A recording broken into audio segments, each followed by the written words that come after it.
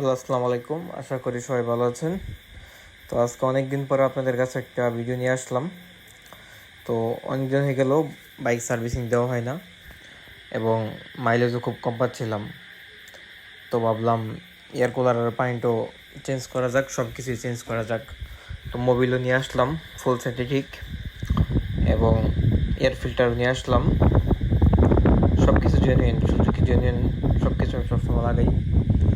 তো অয়েল ফিল্টারও নিয়ে আসলাম একটা, যেহেতু অয়েল ফিল্টারটা 12,000 কিলো চলে ফেলছে অলরেডি। মোবিল ফিল্টারও নিয়ে আসছি। তো যাই হোক, মামুন আস্তে আস্তে সব কিছু খুলতেছে। তো আমি সবসময় ওর কাছ থেকে কাজ করাই, একজন থেকে কাজ করাই। তো ও দক্ষতার সাথে সব কিছু আস্তে আস্তে খুলতেছে। এবং আপনারা জানেন স্পোর্টস বাইকগুলোতে অনেক কষ্ট কোনো কিছু চেঞ্জ করতে বা কোনো কিছু লাগাতে। সব কিছু পার্ট আস্তে আস্তে খোলা লাগে ধৈর্য সহকারে। এগুলোতে মেকানিকের অনেক প্যারা নিতে হয়। তো এই যে দেখেন, আমার এয়ার ফিল্টারের অবস্থা খুব বাজে হয়ে গেছে, একদম কালো হয়ে একদম নষ্ট হয়ে গেছে। এটা দিয়ে আমি প্রায় 6,000 কিলো চালাইছি, তাই নতুন একটা নিয়ে আসলাম এয়ার ফিল্টার।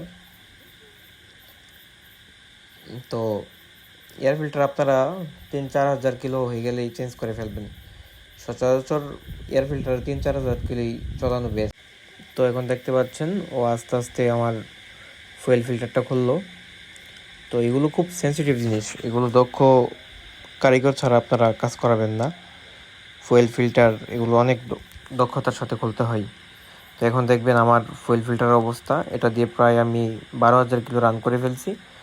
এটা একদম সাদা থাকে, নতুনটা একদম সাদা থাকে, ময়লা পড়তে পড়তে অবস্থা খুবই খারাপ। আর এটা যদি ফ্রেশ থাকে তাহলে আপনি মাইলেজও ভালো পাবেন। তো এখন আপনারা দেখতে পাচ্ছেন আমার এয়ার কুলারের পানি ড্রেন করা হয়েছে। তো সবটা পানি ভিতর থেকে বের করে আস্তে আস্তে সবটা পানি বের করতে হয়।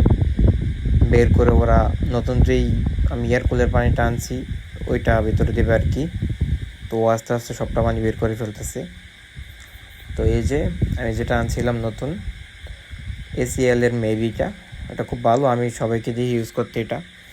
তো আমি ফার্স্ট টাইম এটা ব্যবহার করতেছি, ইউজ করতেছি। তো দেখা যাক কী অবস্থা। এই যে দেখতে পাচ্ছেন সব মানে সবটাই ফুল করতেছে। তো এখন ও চেক করে নিচ্ছে ভালোভাবে, ঠিকঠাকভাবে গরম হচ্ছে কিনা বা এটা ঠিক আছে কিনা, ও ভিতরে সব কিছু দেখতেছে। তারপর সর্বশেষে আমরা আমার যে মোবিলটা ওইটা প্রায় 1200-1300 কিলো ইউজ করে ফেলছিলাম, ওইটা ড্রেন দিচ্ছি।